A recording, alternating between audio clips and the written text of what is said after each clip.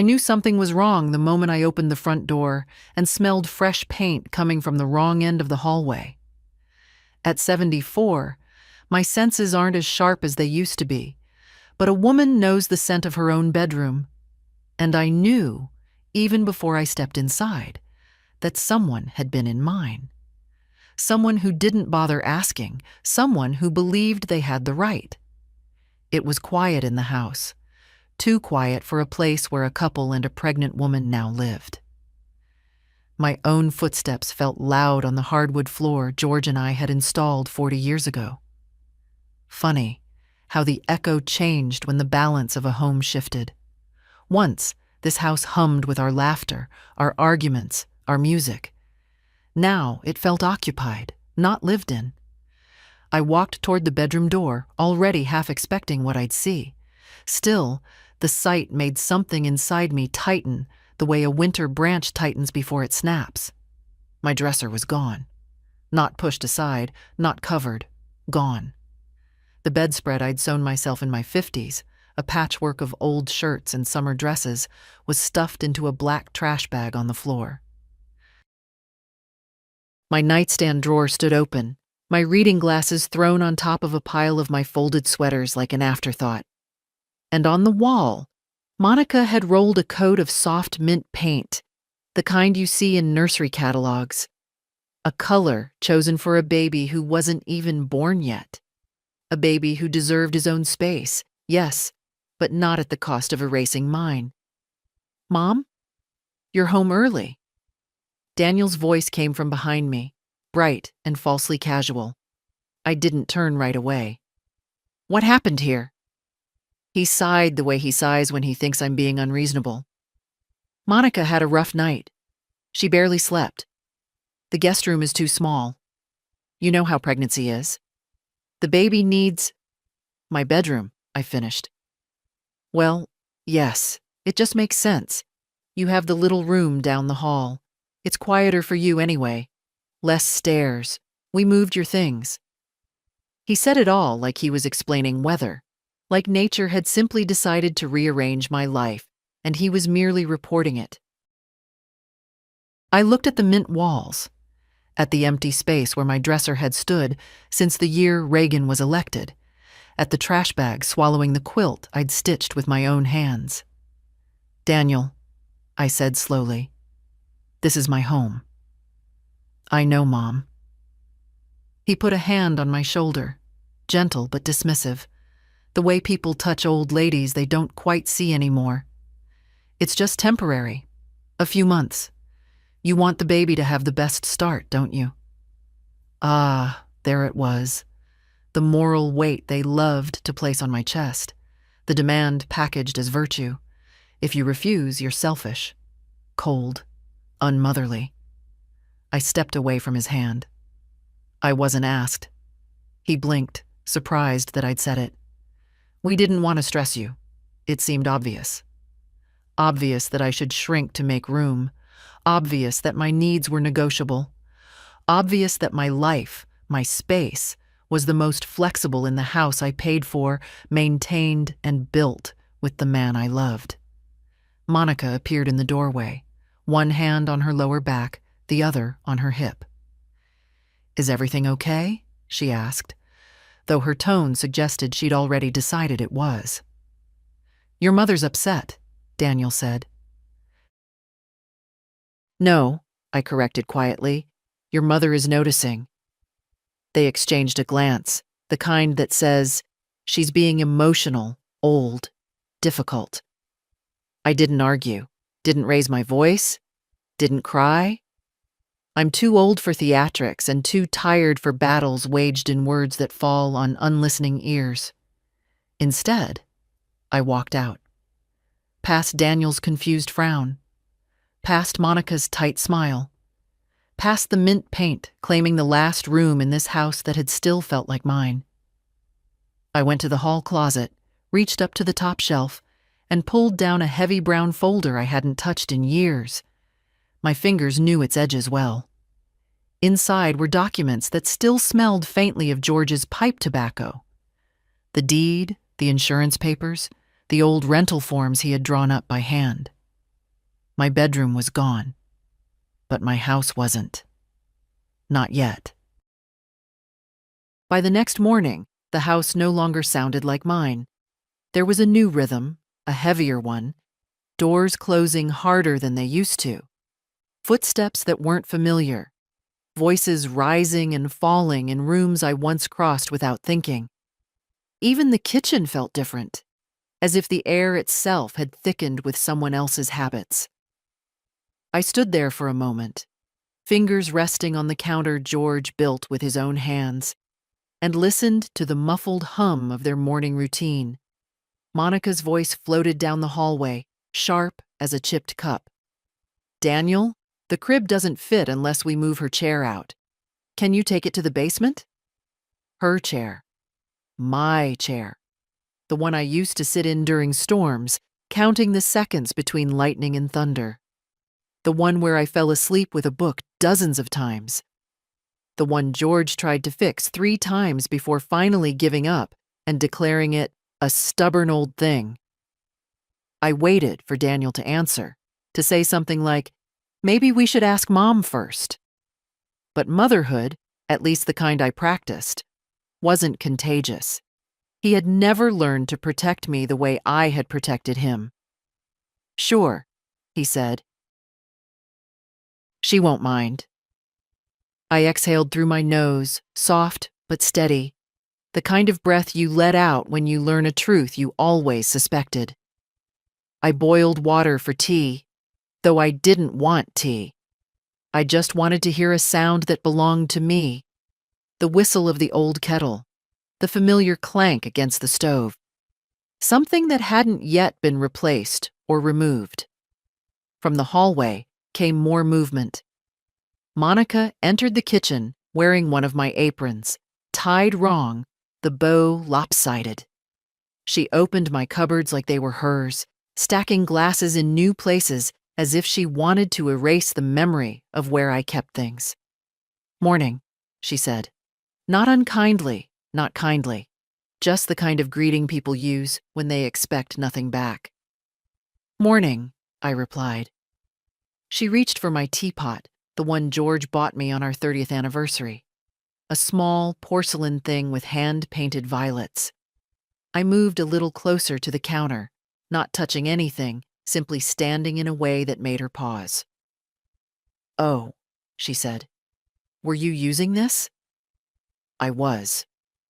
Her hand hovered, then withdrew, not out of respect, but out of impatience. "I'll just use the other one," she said, already turning to the cupboard.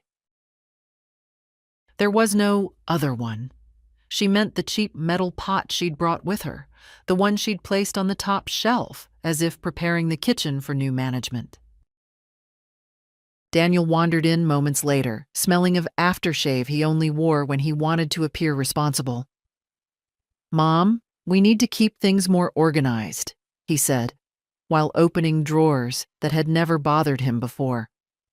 "With the baby coming, it's important that we keep the place tidy." "Tidy," Monica echoed, glancing at my teapot as though it were a pile of dirty socks. "Strange. How people can live in your house and still manage to make you feel like the intruder." I poured hot water into my cup. The steam curled up, warm and familiar, brushing my face like an old friend. For a moment, I let it calm me. Daniel leaned against the counter. "Mom, we were thinking, since you're moving to the small room anyway, maybe it's time to go through some of the old stuff, declutter, donate. You know how these houses get when old things pile up." "My things don't pile up," I said quietly. He blinked, as if surprised I'd spoken at all. "I'm just saying it would help us. Help the baby." The baby.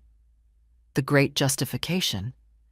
The umbrella excuse that never seemed to get wet no matter how much rain it caused. Monica chimed in, rubbing her belly in that theatrical way she did whenever she wanted the moral upper hand. "We need space, Martha. Babies come with so much. It's overwhelming." I looked at her, at the apron tied poorly around her waist, at the way she kept adjusting the kitchen as if trying to rearrange the house into a version she could own. "It's temporary," Daniel added quickly. "Just a few months. You'll hardly notice the changes." I noticed everything. I noticed that Daniel had moved my chair without asking. I noticed that Monica had shifted my spices to a different shelf. I noticed that my slippers, which I always kept near the back door, were missing. And when I later found them in the laundry room, wet from being placed on top of a load of Monica's clothes, I realized the change wasn't careless. It was deliberate. A slow pushing, a quiet erasing. I stood there, holding my cup, feeling the weight of the old brown folder tucked safely in my closet. The documents inside weren't loud or confrontational. They didn't shout or accuse. They sat quietly, patient, powerful, waiting for me to decide. "Breakfast?" Monica asked suddenly. She'd already taken out her cereal, her almond milk, her bowl, the one she'd bought and insisted on bringing into my kitchen. "No," I said. "I'll eat later." Daniel exchanged a look with her, the kind children share when their elderly mother starts showing signs. I saw it, I understood it, and I let it pass right through me. Old age is not blindness, nor is silence weakness. I carried my tea to the small room, my new room, and closed the door behind me.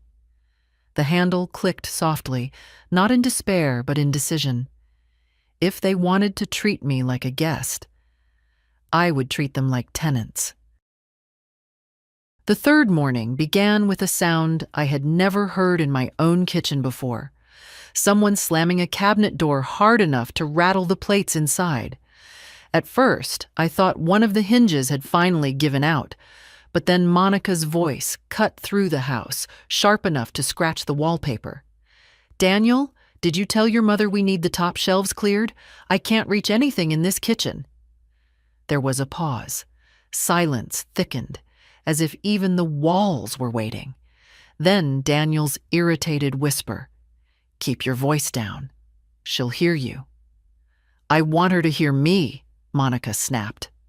I stood by the bedroom door, my new bedroom, a space barely big enough for a twin bed and a narrow dresser I didn't remember owning, and wrapped my sweater around my shoulders. The mornings felt colder now. Not because of the weather, but because the house didn't breathe with me anymore. It breathed with them. I stepped into the hallway just as Monica stormed past, carrying an armful of my cookbooks, ones she'd apparently decided were clutter.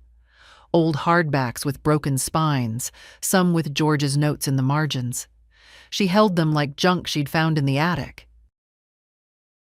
"Morning," she said flatly, not slowing her pace. "Morning," I answered. "Where do you want these?" she asked, not waiting for my reply. "Actually, never mind. They don't fit the aesthetic of the kitchen." The aesthetic of my kitchen. Her words landed with the kind of indifference that bruises rather than cuts. She walked toward the hall closet and shoved the books onto the floor, scattering them like unwanted mail. One slid across the hardwood and bumped softly against my foot. I bent down to pick it up. It was the family bread book, the one George gave me when we first married, because I'd been determined to learn to bake the perfect crust. I ran my fingers over his faded handwriting. "Half cup more water next time. Gee." My throat tightened. Daniel entered the hallway, already stressed, already apologizing for her with his eyes. "Mom, she's nesting. It's a pregnancy thing. Don't read into it." "I'm not reading into anything," I said. "I'm reading what's right in front of me." He didn't like that. Daniel never did enjoy being confronted with truth, especially truth spoken softly. He preferred truth to be loud, so he could dismiss it as hysteria. A crash sounded from the kitchen then, a bowl shattering. "Oh, Monica's voice started, then rose. "Why is everything in this house so old? Why is every drawer uneven? Why is every shelf crooked? This place is a disaster, a museum. It's impossible to cook here." The irony wasn't lost on me. The woman who moved everything I owned was somehow surprised things were no longer where they belonged. Daniel exhaled heavily. "Monica, please." "No, Daniel, I can't.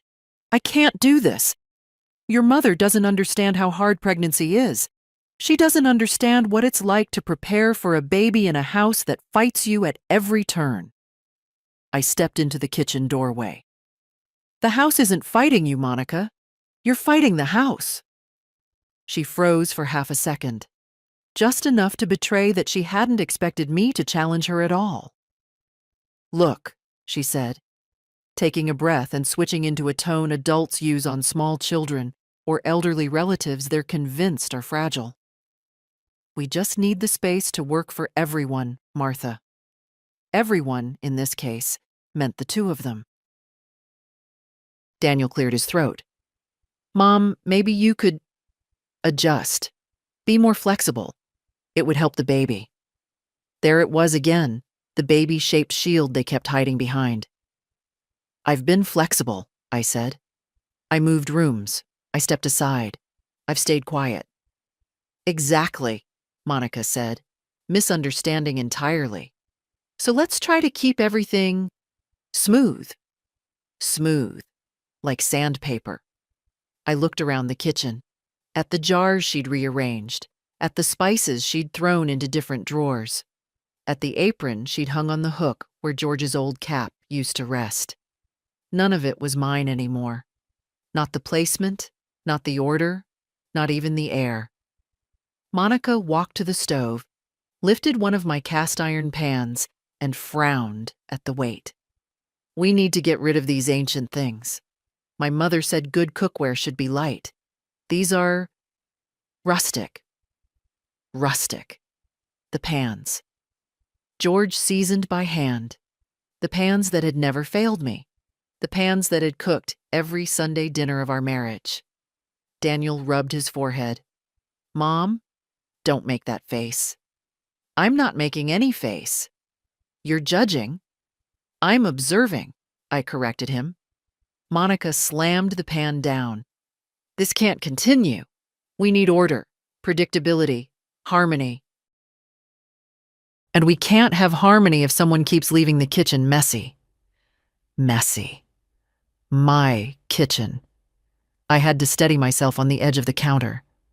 The room felt tilted somehow, not from age, but from misuse, like a book one tries to read upside down. "Monica," I said, "if there's something out of place, it's because you moved it." She scoffed. "Well, maybe the new layout makes sense. Maybe it's time you accepted that things need to change." I didn't answer. I didn't need to.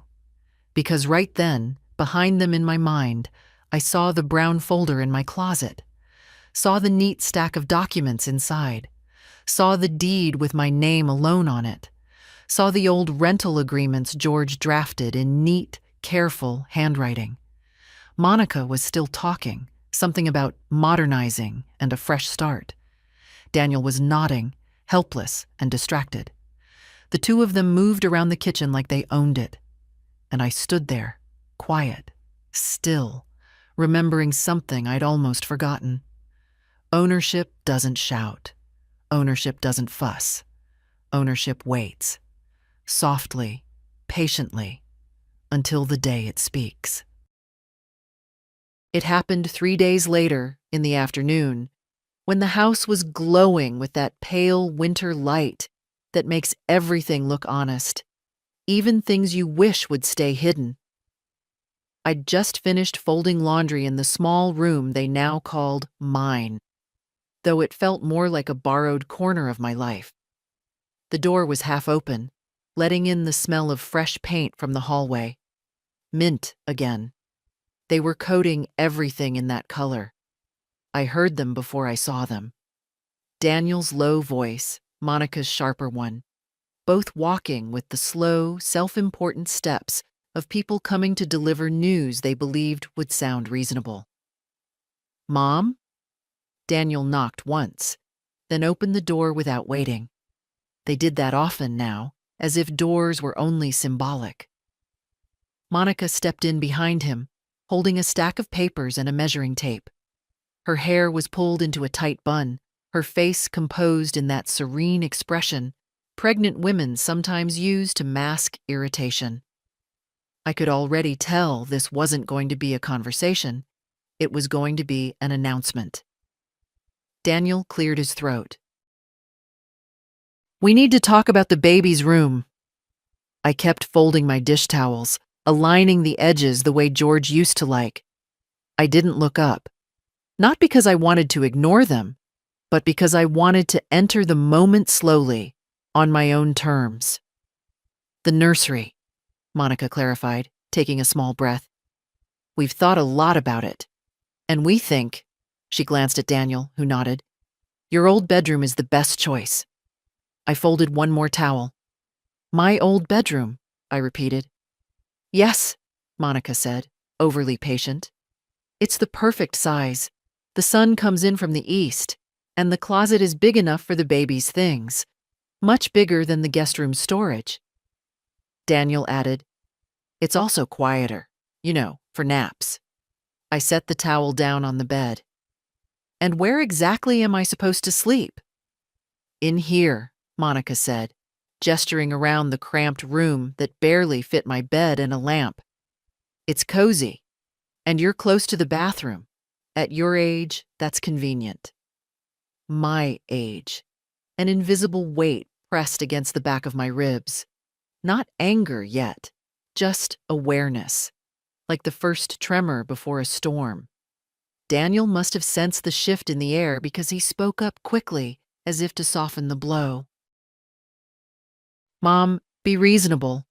Babies need space. This is temporary. Once we get our feet under us, we'll move out. You know we will." I looked at him then. Really looked. The boy I once pushed on swings until my arms ached. The young man who used to call home just to hear my voice when he first moved away.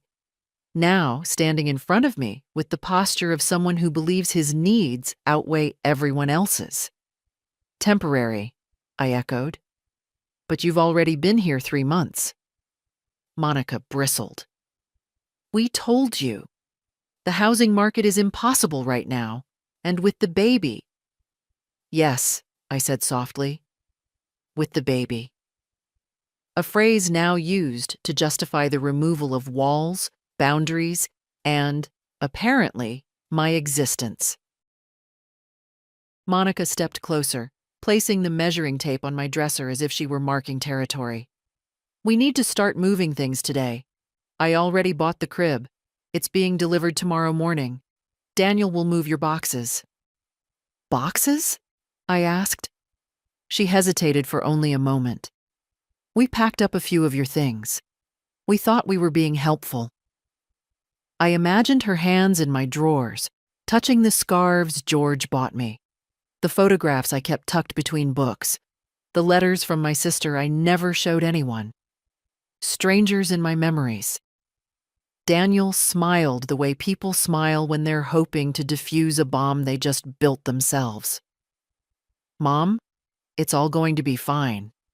Let's not make this difficult." There it was again. Difficult. A word children use when their elders dare to have a spine. I walked to the dresser and gently lifted the measuring tape off its surface. Its cold metal edges dug into my palm. "Monica," I said, keeping my voice level, "did you clear this with me? Did you ask me before moving my things?"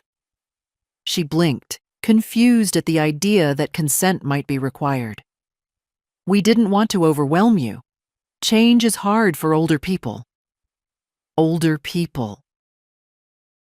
My hands tightened around the tape. Daniel took a step toward me.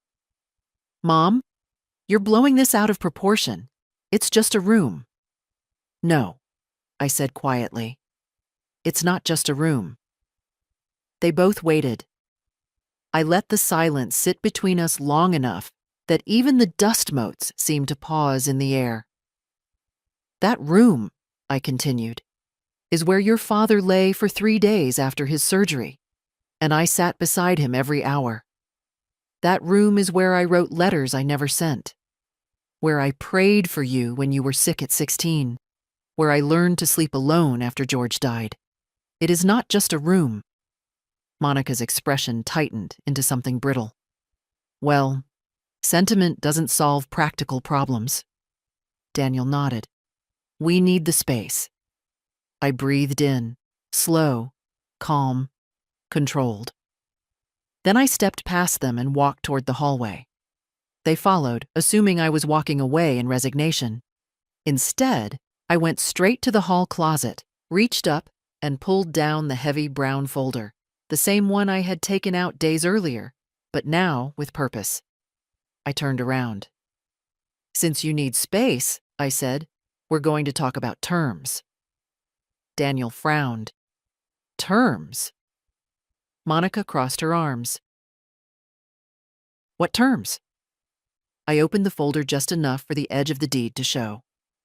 "The terms," I said, "of living in my home." Their faces shifted. First confusion, then disbelief, then the first faint flicker of fear. "We'll continue this in the kitchen," I added. "And this time, you will listen." I walked ahead of them, the folder under my arm like a quiet declaration. If they wanted to claim my bedroom, my walls, my life, then they were about to learn exactly whose roof stood over their heads. By morning, the mint paint had dried. I could smell it from the kitchen. Sweet, artificial, the kind of scent that tries too hard to mask what it really is. I stood at the counter buttering a piece of toast when I heard Daniel's heavy footsteps in the hallway and Monica's lighter, quicker ones behind him. They whispered, then stopped whispering when they saw I was awake. Monica appeared first, her hair pulled back, wearing a shirt she'd ruined with paint stains.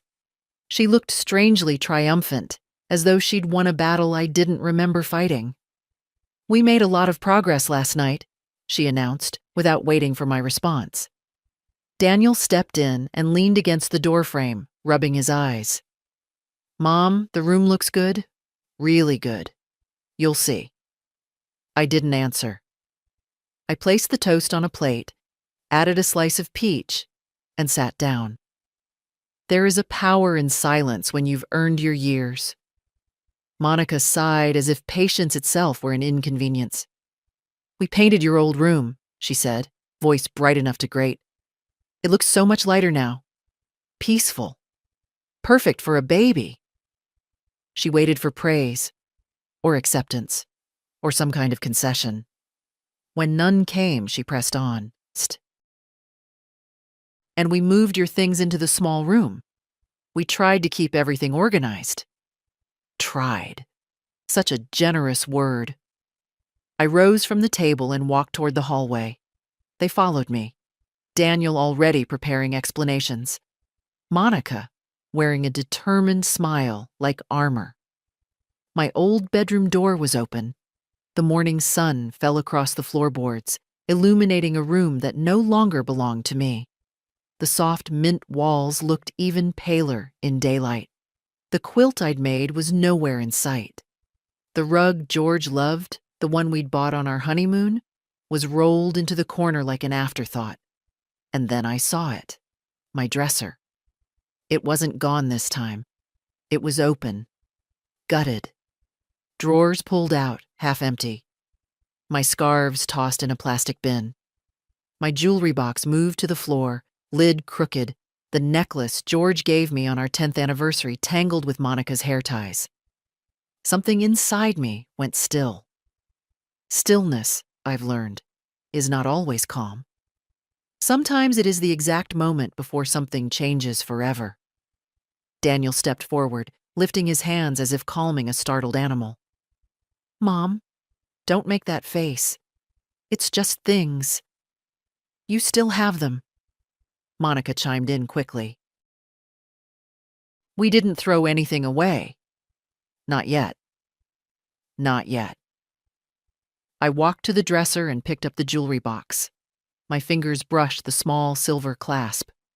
My hands shook, not from age, but from insult, from intrusion, from the quiet violence of being treated as though nothing that belonged to me mattered, unless it was useful to them. You opened my drawers, I said softly. Daniel shifted his weight.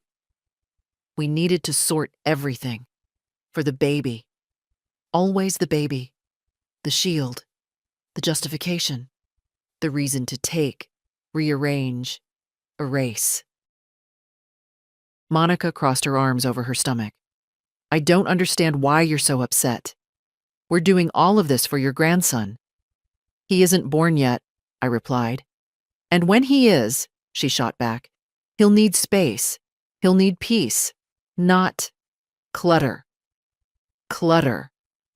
I looked slowly around the room, at the mint walls, at the crib parts laid out, waiting to be assembled, at my belongings shoved aside to make room for someone who wasn't even here yet. My things are not clutter, I said. Monica rolled her eyes. We're trying to make this house functional. That room was too big for you anyway. You don't need all that space. Daniel sighed loudly.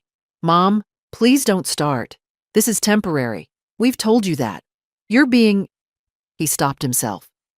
But the word hung there anyway. Difficult. I turned to Monica, who was already kneeling next to the dresser, pulling out more of my things, my letters, my photos, stacking them into piles, as if preparing them for disposal. She held up a small envelope. Do you really need all these old papers? They're yellowed. Some of them are falling apart. We can scan whatever's important. She didn't open the envelope, but she handled it carelessly, bending the corner. That envelope held the last letter my sister ever wrote me. I hadn't read it in years, but it was mine. Put it down, I said. She blinked at my tone. I'm just organizing. Put it down. Her lips tightened. Slowly, she returned it to the pile. Daniel rubbed the back of his neck. Mom, we appreciate everything you've done for us. Let's not make this harder than it needs to be. I looked at him, my son, grown, tired, stressed, but not blind. He knew. Deep down, beneath the excuses and justifications, he knew what they were doing, and he was choosing convenience over respect. That choice has a cost. I reached for the jewelry box again, then turned and walked out of the room. Quiet, controlled. But this time, my silence wasn't surrender.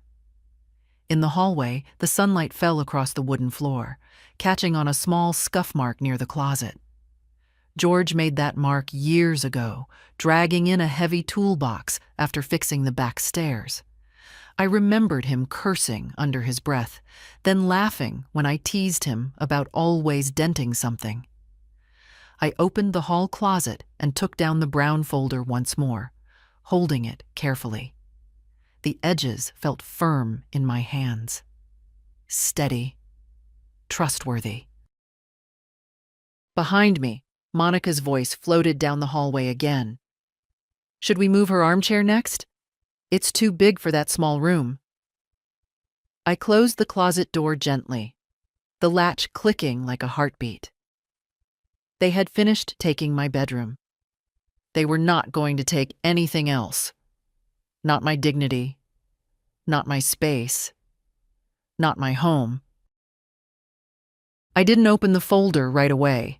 I carried it with me to the small room, my new room, and set it on the bed like something fragile. The sunlight slid across the floorboards in a thin, pale ribbon, catching the dust suspended in the still air. For a long moment, I just looked at it. The brown cardboard, the worn edges, the faint smell of cedar from the closet. Then I opened it. The papers inside were exactly where I'd left them years ago. My handwriting, George's handwriting, notes in the margins, copies of things we kept just in case, though back then, neither of us imagined we'd need them for anything like this.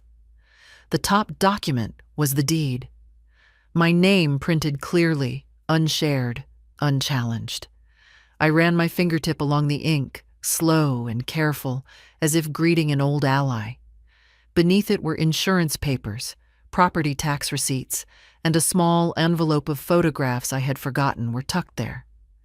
Photos of the house when we first bought it, before the porch had been added, before the garden took root, before the walls held 40 years of our conversations and quarrels and quiet forgiveness. I slipped one out. Me and George standing on the front lawn, squinting into the sun, holding the keys. We looked young enough to believe we'd be young forever. My throat tightened. I placed the photo aside and pulled out the last stack. George's rental forms. Drafted by hand, carefully typed later, signed by tenants long gone. He had used them when he rented the back room to students to earn a little extra when Daniel was starting high school. I remembered how proud he'd been of those forms, how he said they made the house feel useful. The signature lines were still blank on some copies. The house might feel useful again. A soft knock sounded at the door, barely a tap. I didn't move. Another tap. Then the door opened slightly, and a face I hadn't seen in months peeked through. Helen Newton, my neighbor from across the street. "Martha?" she whispered. "Are you awake?" I closed the folder instinctively, though she wasn't the kind of woman who'd pry. "Come in, Helen." She stepped inside with that little shuffle she always had, her knees stiff from the cold. She carried a bag of muffins, blueberry, the kind she makes when she's worried about something, or someone. "I saw the moving truck yesterday," she said, setting the bag on the dresser. "I thought maybe you'd decided to move, but then I saw it was your son and his wife. They were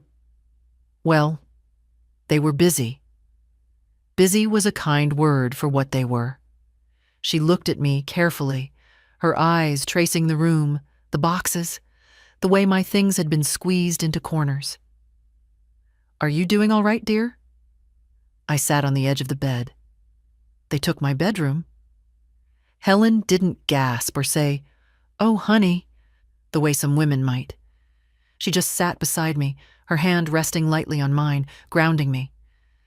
"That room belonged to you and George?" she said softly. "Yes." "And they didn't ask?"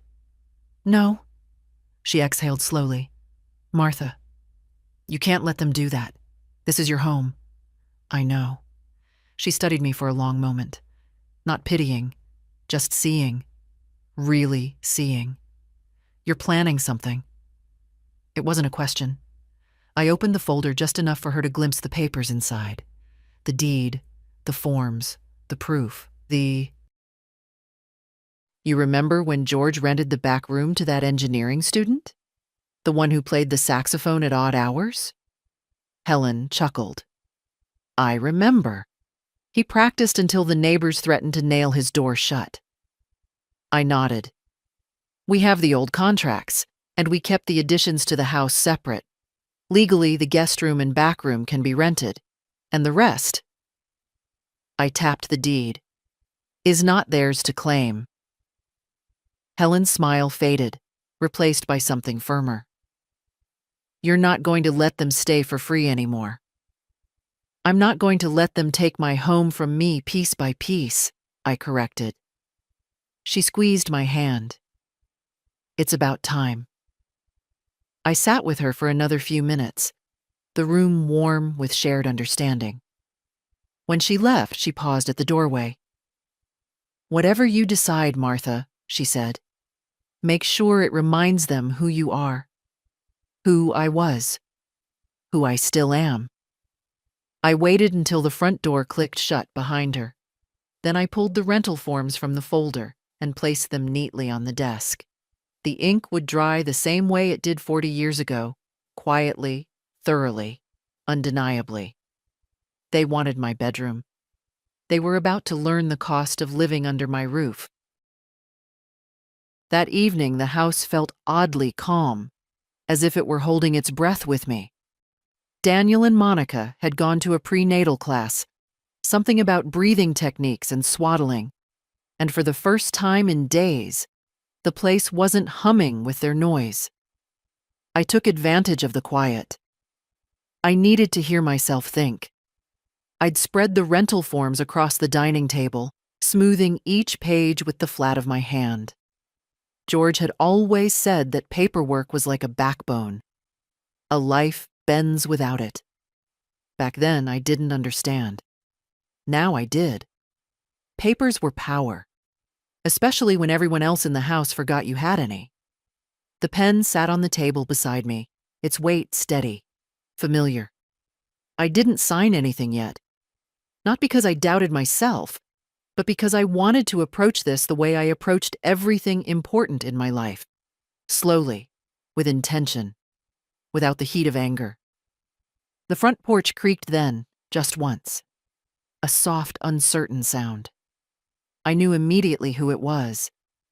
Only one person in my family walked like someone hoping not to disturb the ground, the way children do when they're afraid of breaking something. My granddaughter, Lily. The door opened a few seconds later, and she slipped inside, cheeks rosy from the cold, dark hair tucked behind her ears. 19 years old, studying nursing, working part-time at the grocery store. The only person who still came to see me without needing anything. "Grandma?" she called gently. "I'm in the dining room," I answered. She walked in and stopped when she saw the papers on the table. "Are you doing taxes early?" "No," I said. "I'm doing something else." She pulled out a chair and sat beside me, setting her backpack at her feet. For a moment, she just looked, trying to make sense of the forms. Then she looked at me. "What's going on?" I hesitated, not because I didn't know what to say, but because Lily deserved truth delivered carefully. She had grown up between her father's temper and Monica's coldness. She understood more than they ever realized. "Your father and Monica," I said slowly, "moved into my bedroom." Lily's eyebrows lifted in a way that reminded me of her mother, a woman long gone from our family, but never forgotten. "Without asking you?" "Without asking," I confirmed. "And they moved your things?" Her voice sharpened with quiet outrage. "They decided the baby needed the room," I said. "They decided I didn't." Lily ran a hand over her face. "I knew Dad would take advantage of you, Grandma, but not like this. Not your room. It seems they think I've become flexible," I said. She leaned closer. "So the papers, you're kicking them out?" "Eventually," I replied, "but not before I remind them that being my family does not make them the owners of my home." Lily stared at the forms again. "You're really going to make them pay rent?" "Yes." A slow, delighted smile spread across her face. "Good." Her approval warmed something in me. Not pride, exactly, but recognition. As if someone finally saw the line that had been crossed. She reached for one of the forms. "Did Grandpa make these?" "He drafted the first versions," I said. "I updated them a little." Lily traced the edge of the paper thoughtfully. "Dad's going to lose his mind." "He might," I said. "And Monica," she added, "is going to act like you committed a crime?" "No doubt." Lily sat back, watching me in that quiet, observant way she has. "How do you feel?" I considered the question. It had been a long time since anyone asked me that. Not about my health, not about errands or needs, but about my feelings. "I feel," I said slowly, "like I have a matchbook in my pocket. and I've just remembered the house is mine." Lily let out a soft laugh, half disbelief, half admiration. "Grandma, I wish they knew you the way I do." "They don't want to know me," I said simply. "They want me to be convenient." She reached over and squeezed my hand. "I'm proud of you." For a moment, I had to look down at the table so she wouldn't see the heat rising behind my eyes. I hadn't heard those words in years. We sat quietly for a while, the winter evening slipping deeper into the house. When she stood to leave, she hugged me longer than usual. "If you need help, anything, call me, okay?" "I will," I said, and meant it. After she left, the silence returned. But it didn't feel heavy anymore. It felt full of intention, full of clarity. I gathered the papers, stacked them neatly, then placed the finished draft of the rental agreement on top. Tomorrow, when Daniel and Monica returned from their errands and routines and whispered criticisms, I would hand them the truth. Not in anger, not in bitterness, but in the same quiet tone they mistook for weakness. The tone of someone who remembers exactly who she is. I didn't sleep much that night, but it wasn't from worry. My mind was steady, focused, sorting through details the way George used to when something needed fixing. By morning, the house was alive again, with the sound of Daniel and Monica moving about. Drawers opening, water running, voices murmuring low and irritated. They must have noticed I'd put some of my belongings back in their proper places. Nothing dramatic. Just enough for them to feel the shift. After breakfast, when the house had settled into its uneasy quiet, I put on my coat and took the rental forms from the table. I didn't tell them where I was going. They didn't ask. The winter air bit at my cheeks as I stepped outside. The sky was the color of cold tin, flat and heavy. Perfect weather for clarity. The law office sat 3 blocks down, a small brick building between a barber shop and an insurance agency. I'd walked past it for years without ever needing it. Inside, the warmth felt almost indulgent. A receptionist with soft gray curls looked up from her desk. "Good morning. How can we help you?" "I'd like to see Mr. Harmon," I said. "If he has a moment." She checked the schedule. "He can see you in 5 minutes." "Please, take a seat." I sat on the couch near the window, holding the folder in my lap. I looked like any other older woman dealing with paperwork. Small, quiet, forgettable. But the weight in my hands felt like a spine straightening. "Mrs. Ellington?" the receptionist called. I followed her to a modest office where a man in his 60s rose to greet me. "Martha," he said warmly. "It's been a long time." "Hello, Robert," I replied. "I need your help." He gestured for me to sit.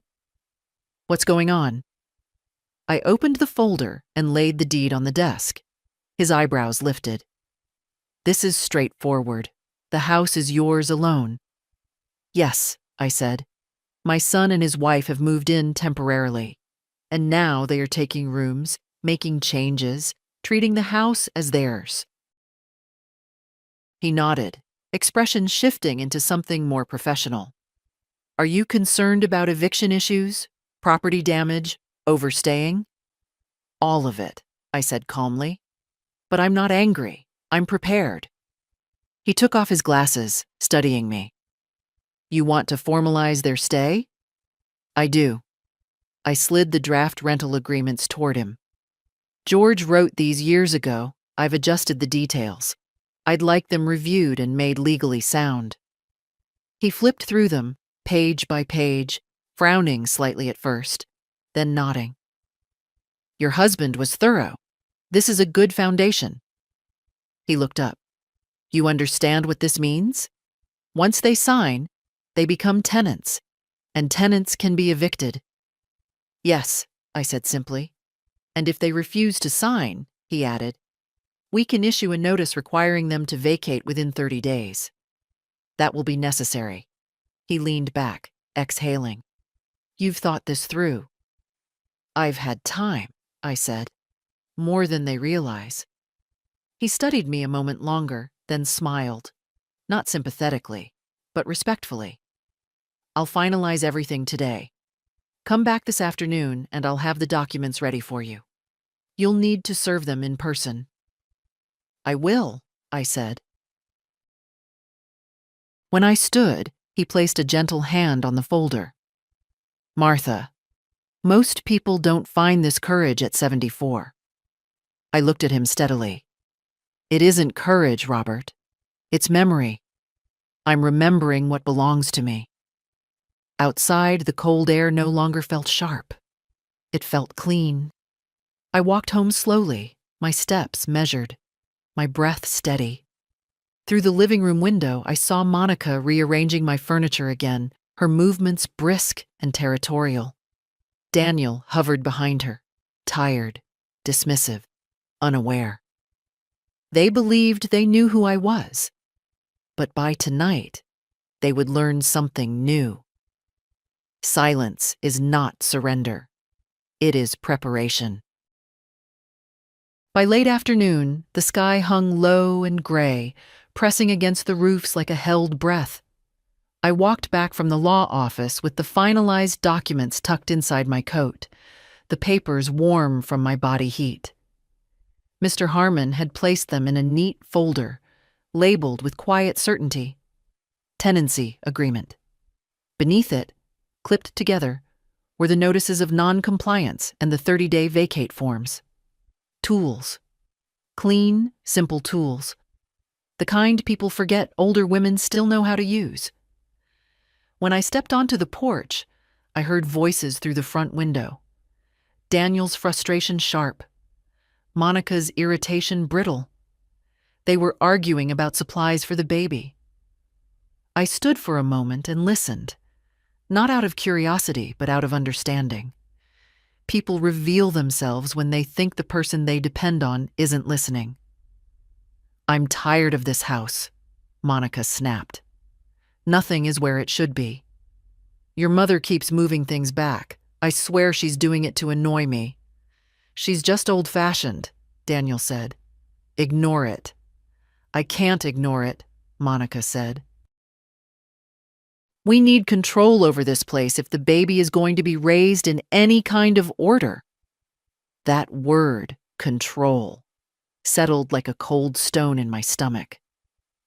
I opened the front door. They stopped mid-sentence, both turning toward me with the guilty stiffness of children caught stealing cookies. Oh, Daniel said, forcing a smile. Mom? Didn't hear you come in. Clearly, I said, hanging up my coat. Monica crossed her arms. We were just discussing the nursery. I'm aware. I walked past them into the kitchen and placed the folder on the table. Not forcefully, not dramatically. Just with the kind of care one uses when setting down something important. Daniel frowned. What's that? I sat, folded my hands, and nodded toward the chairs. Sit, both of you. The way their eyes flickered, to each other, to the folder, back to me, told me they'd never expected a 74-year-old woman to sound like someone giving orders.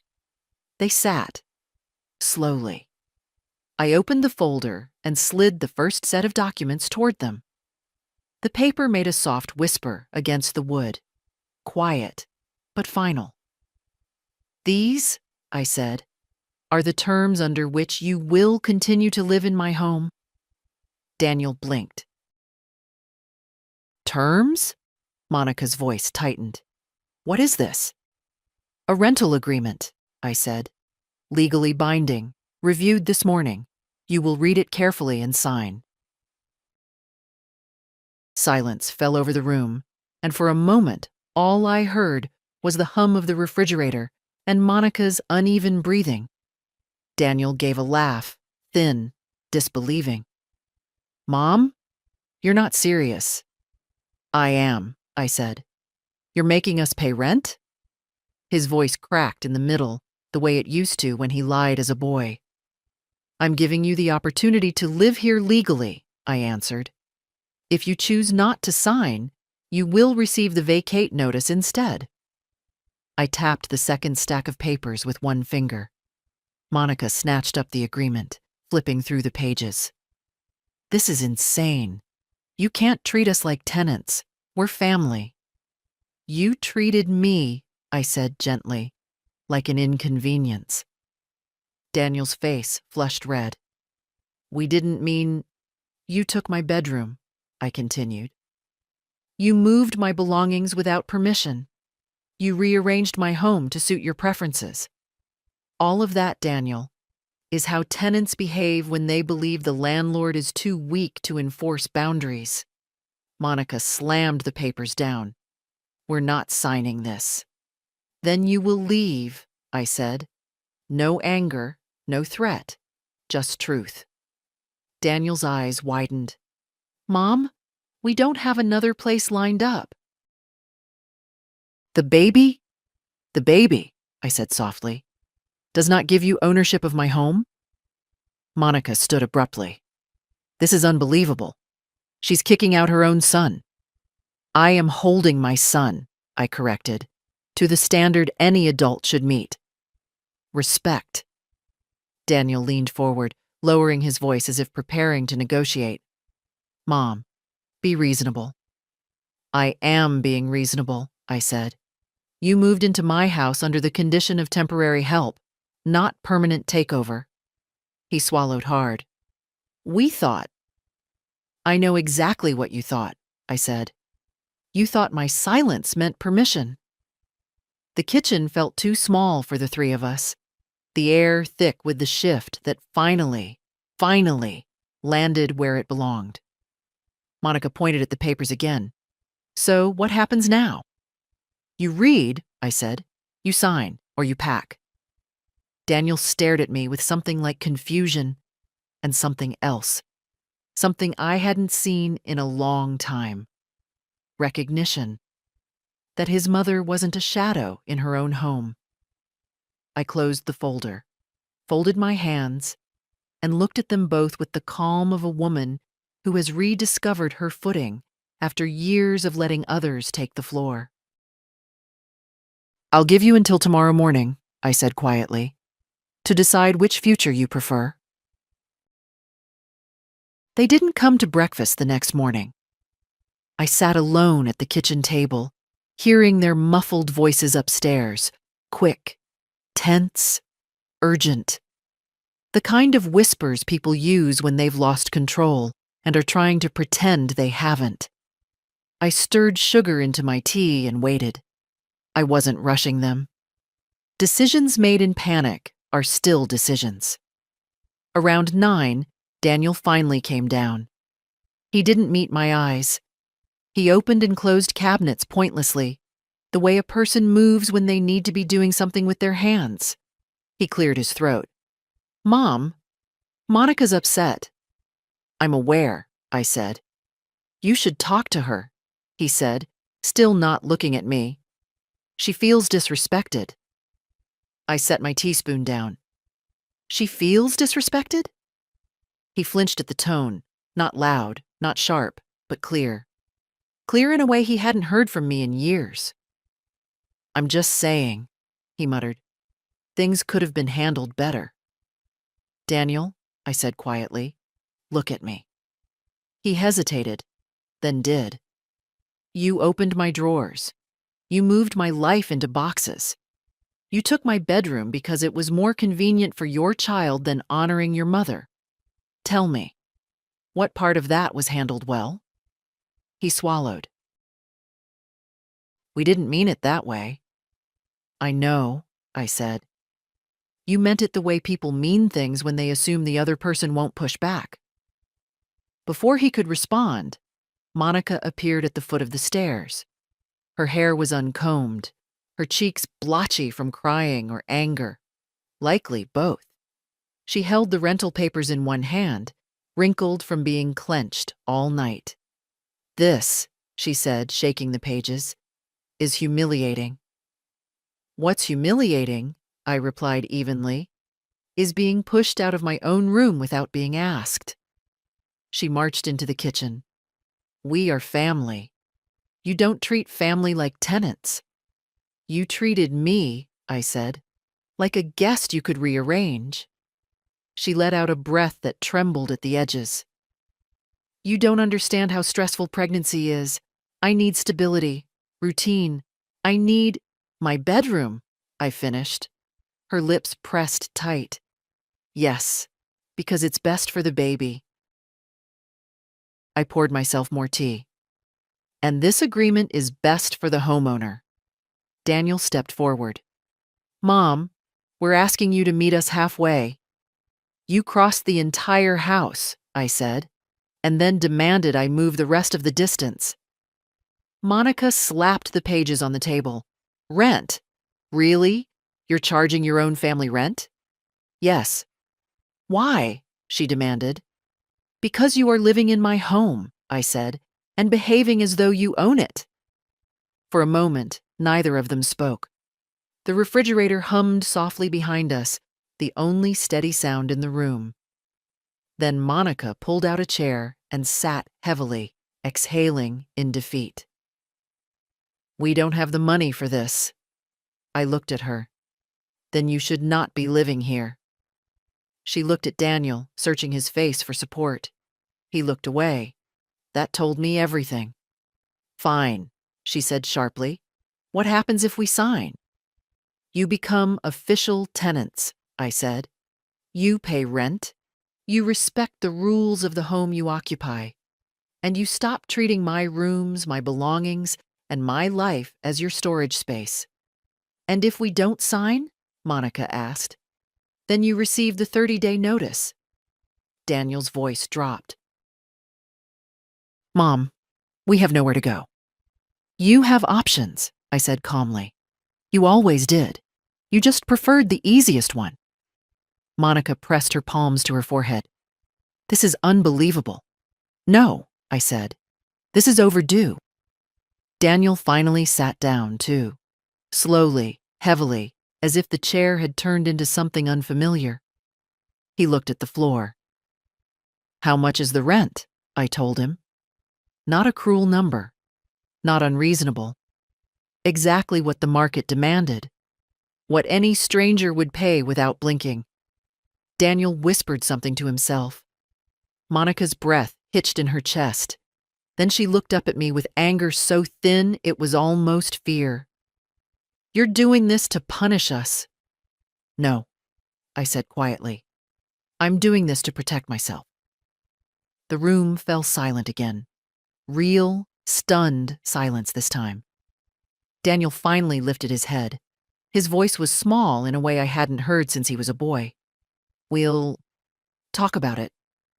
You have until tomorrow, I reminded them. They stood and left the kitchen without another word. I sat alone again, tea cooling beside me, listening to their footsteps upstairs. Quieter now, uncertain, careful. It was the first carefulness they'd shown since they moved in. And it wouldn't be the last. They didn't come downstairs for most of the afternoon.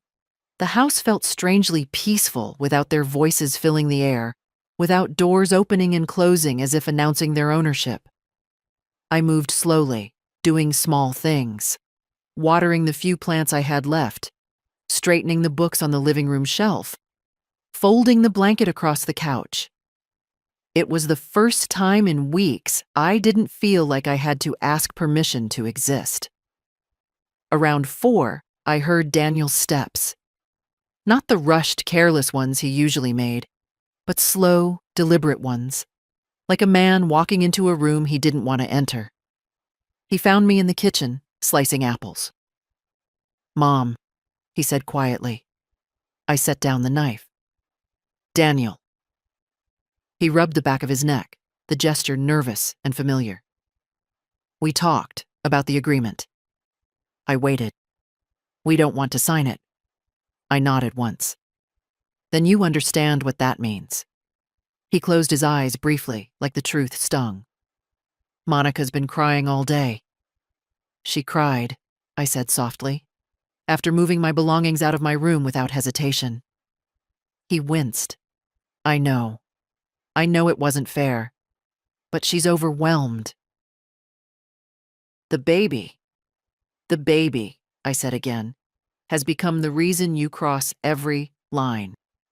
He looked up at me then, and for the first time, I saw shame surface, not deep enough to change him, but deep enough to quiet him.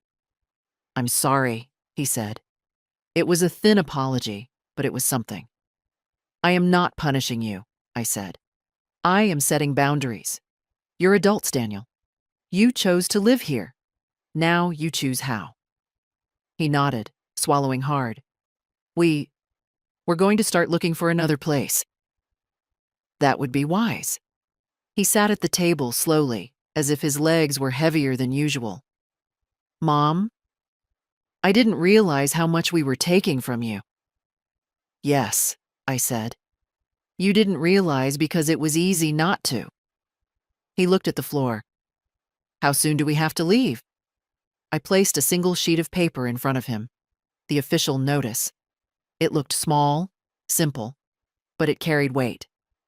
30 days, I said. He didn't touch it, just stared at it. I guess we pushed you too far. You pushed me out, I corrected him. There's a difference. His shoulders slumped. Monica won't take this well. She hasn't taken anything well, I said, unless it benefited her. Daniel let out a long breath. We'll figure it out. You will, I said. You always do. For a moment, he looked like he wanted to say more. Something soft. Something reaching back toward the years when he trusted me without hesitation. But the moment passed. He stood. I'll tell her, he said quietly. Do that. He started toward the stairs, then paused. Mom? Are you angry at me? I thought about that. No, I said. I'm disappointed, but not angry.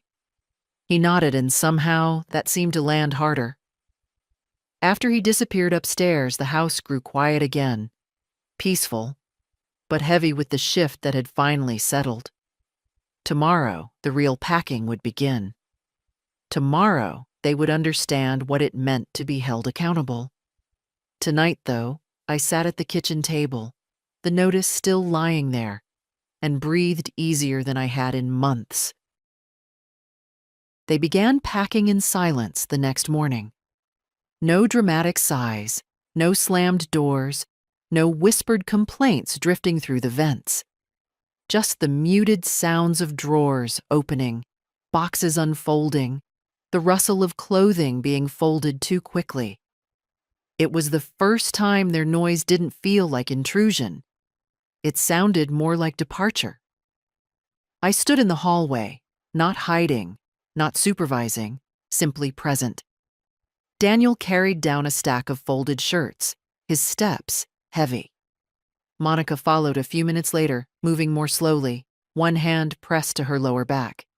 Even now, even after everything, I felt a small tug of sympathy. Pregnancy is hard, but hardship never justifies cruelty. She avoided my eyes when she passed me. I didn't stop her. I didn't speak. Some lessons don't need narration. Daniel set the shirts near the door, exhaling. We'll try to be out before the 30 days, he said. We don't want to drag this out. That's wise, I replied. He nodded, then hesitated. We'll clean the room, the big one, before we go. I appreciated that more than I showed. Thank you. Upstairs, their footsteps resumed, slowly, grudgingly. It's strange how the act of packing reveals a person. Monica wrapped only her fragile things carefully. Everything else she shoved into bags. Daniel paused over certain items, an old photo, an old jacket, then tucked them away with quiet regret. Around noon, I made myself a small sandwich. The kitchen felt peaceful again, sunlight catching the rim of my favorite mug. For a few minutes, I let myself breathe in the calm, the way a person inhales deeply after a long-held breath. Then I heard a soft knock at the doorway. It was Monica. Her eyes were swollen, her face pale. She looked younger than she had in weeks, almost like the girl she must have once been before life hardened her edges. "Martha," she said quietly, "can I talk to you?" "Of course," I replied. She stepped inside, holding her hands together the way people do when they're trying not to tremble. "I know you think I'm awful." I didn't answer. She didn't wait for one. "I wasn't trying to hurt you. I really wasn't. I panic when things feel out of control. And this pregnancy has been—" She shook her head. "I don't feel like myself. And I took it out on your space. Your things. I'm sorry." It wasn't a perfect apology. It wasn't even complete. But it was the first honest thing she'd said to me since moving in. "Thank you," I said softly. "I accept your apology." She looked startled by that, maybe expecting bitterness. She wasn't wrong to expect it, but life is too short to carry every burden someone hands you. "I didn't think you'd go this far," she whispered. "The papers. The notice." "I didn't think you'd take my bedroom," I replied gently. A lone tear slid down her cheek. She wiped it away quickly and nodded. "We'll be out soon." I watched her leave the kitchen, her steps slower now, her shoulders less sharp. Not humbled, just human, finally. By late afternoon, the living room filled with stacked boxes, taped and labeled. Daniel carried the crib pieces down from my old bedroom, pausing, I noticed, each time he passed the doorway, as if the mint-painted walls finally embarrassed him. Near dinner time, he came to me again, standing in the threshold like a boy waiting for permission. "We'll finish the rest tomorrow," he said. "And then we'll go. All right?" He looked down at his hands. "Mom, you don't need to say anything," I said gently. "Just learn from it."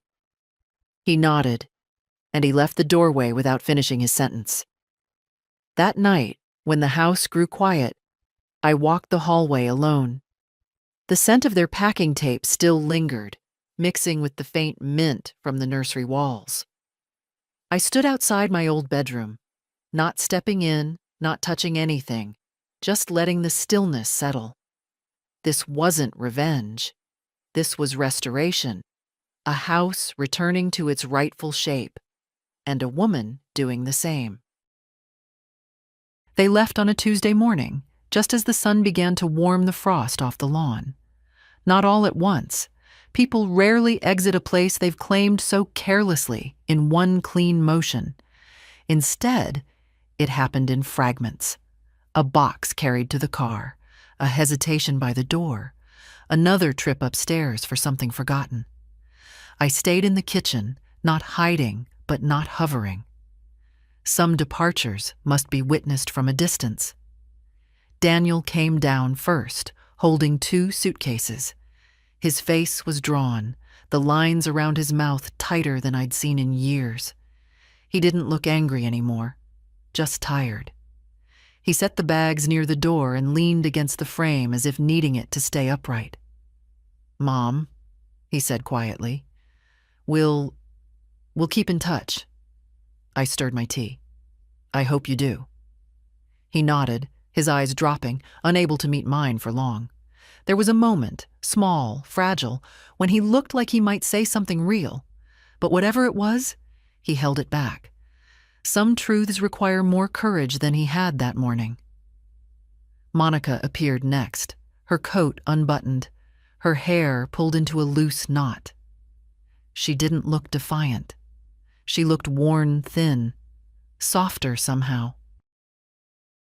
She carried a single box labeled nursery, the handwriting uneven. She paused when she saw me. "We cleaned the bedroom," she said. "Every surface." "Thank you." She nodded, then pressed a hand to her belly. "I do appreciate what you did for us, before all of this."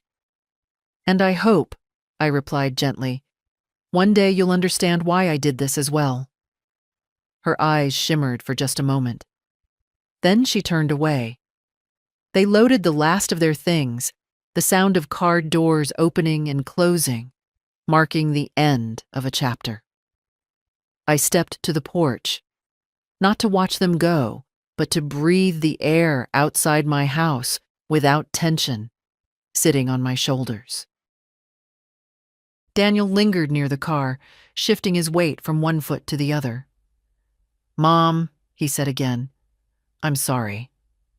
This time, there was something truer behind it. "I know," I said. "Take care of your family." He nodded once, then climbed into the driver's seat. The engine started.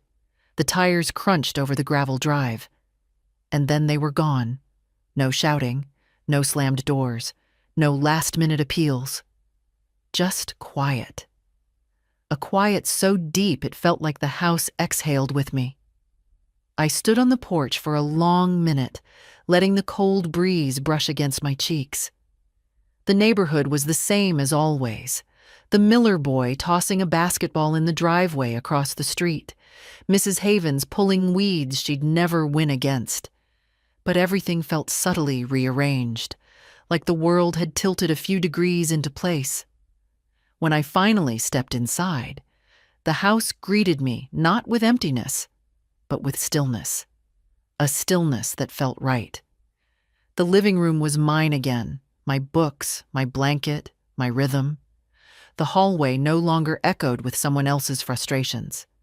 The kitchen smelled faintly of lavender cleaner and the apples I'd sliced yesterday.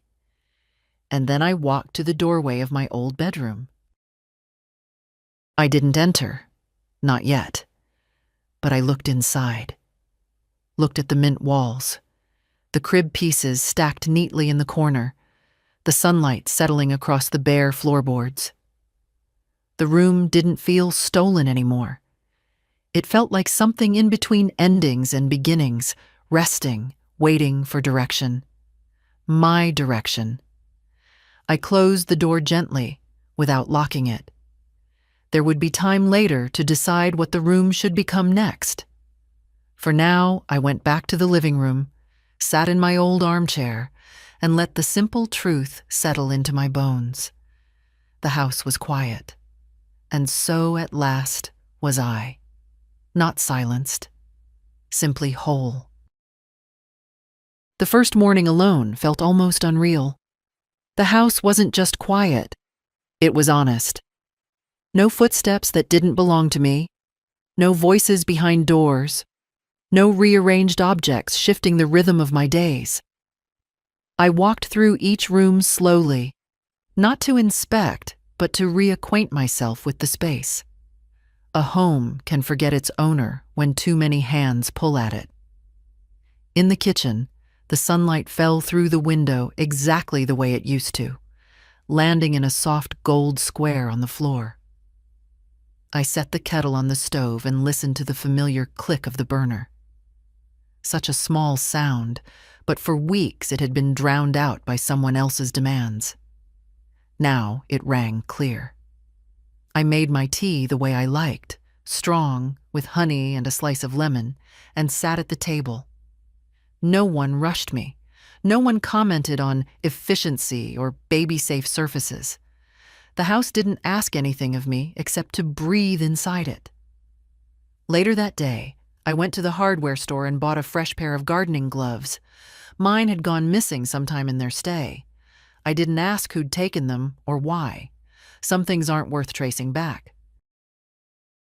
Outside, the soil was still hard from winter, but I raked the old leaves away and trimmed the dead stems from my rose bushes. The simple work steadied me. Dirt under your nails does that. Reminds you you're still part of something living. Midway through pruning, I heard a voice behind the fence. "Martha? That you?"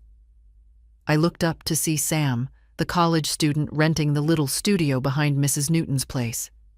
He was a polite young man, always waved, always carried his backpack on one shoulder as if he didn't want to appear too comfortable anywhere. "Afternoon, Sam," I said. "You're home early." "Exam got canceled," he replied, smiling. "Mrs. Newton told me your family moved out. House must feel different." "It does," I said. "Quieter, lighter." He nodded thoughtfully. "If you ever need help with anything heavy, lifting boxes or furniture, just let me know. I can pay you back for all the muffins you've given me over the fence." I laughed. Those were hardly debts. Still, his offer lingered with a warmth I didn't expect. It had been a long time since someone offered help without an angle. That evening, I returned inside and sat by the window. I watched the porch light flicker on automatically, glowing over the empty drive. I hadn't seen the driveway empty in months. It felt like a deep breath. The next morning, I found myself reaching for the rental forms again, but not for the reason Daniel had. I realized, sitting there at the dining table, that I had more space than I needed now. More space than a single woman should let sit still. This house wasn't just meant to be defended. It was meant to be lived in. I called the community college and asked if they still needed housing referrals. They did. They always did. Young people needing places to stay while finishing degrees or working part-time. People like the ones who once rented George's back room decades ago. By afternoon, I had printed out 2 simple listings, one for the guest room, one for the upstairs nook that had once been Daniel's study. Reasonable prices, clear expectations. My space, offered on my terms. I placed them on the counter and stood back. The house looked larger than it had in years, wider, like it was stretching after being cramped too long. For the first time since George passed, I felt something I hadn't realized I'd been missing. Purpose, not survival, not endurance, not waiting for someone else's decisions. A quiet, steady forward motion. The beginning of a life shaped by my own hands again. A week passed before I allowed myself to open the door to my old bedroom again. Not because I feared what I'd find, but because healing sometimes needs a little distance. The mint paint had lost its sharp smell. The crib pieces were gone. The room felt empty, but not wounded anymore. Just waiting. I stepped inside and let my hand brush the wall. It was cool beneath my fingers. Still mine, despite everything. I opened the window and let the morning air in. Fresh, crisp, clean. The curtains fluttered, lifting the heaviness that had settled here for months. I didn't rush to change anything. I didn't drag furniture around or try to reclaim it in one sweeping motion. I simply stood in the middle of the floor and asked myself a question I hadn't asked in years. What do you want now, Martha? Not what Daniel expected. Not what Monica demanded. Not what age or grief or loneliness prescribed. Me. I sat on the floor, cross-legged, watching dust float in the sunlight. The house made its soft, familiar creaks, the ones I used to mistake for ghosts after George died. Now, they just sounded like an old friend stretching her bones. A soft knock at the front door pulled me from my thoughts. When I opened it, Sam stood there holding a potted plant, something green and cheerful with broad leaves. "Mrs. Ellington?" he said, smiling shyly. "I heard you were fixing up the place. Thought this might brighten a room." It had been a long time since someone brought something to my door without expecting anything in return. "Thank you, Sam," I said. "Come in." We talked in the living room, about his classes, about the internship he hoped to get in the spring, about the tiny studio he rented where the heat clanked at night. He glanced around the house with a kind of quiet respect. "This place feels peaceful," he said. It didn't, I replied. But it does now. He looked at the rental forms on the table. You're really going to rent out rooms? I am. He nodded thoughtfully. Someone's going to be lucky to live here. After he left, the house settled again, but it didn't feel empty. It felt full of possibility, of open doors and second chances. My steps echoed differently, as if the floors recognized me again. That evening, I placed the new plant on the dresser in my old bedroom. A single green leaf brushed my wrist, light as breath. I smiled at the simplicity of it. Later, as I made tea, I noticed something I hadn't before. The silence no longer carried the weight of being alone. It carried the comfort of being free, free of interruptions, free of demands, free of letting myself shrink to keep others comfortable. I sat in my armchair, the one they'd once tried to haul to the basement, and watched the porch light glow across the lawn. A soft, steady light, a reminder. You get to choose who enters your home. You get to choose who enters your peace.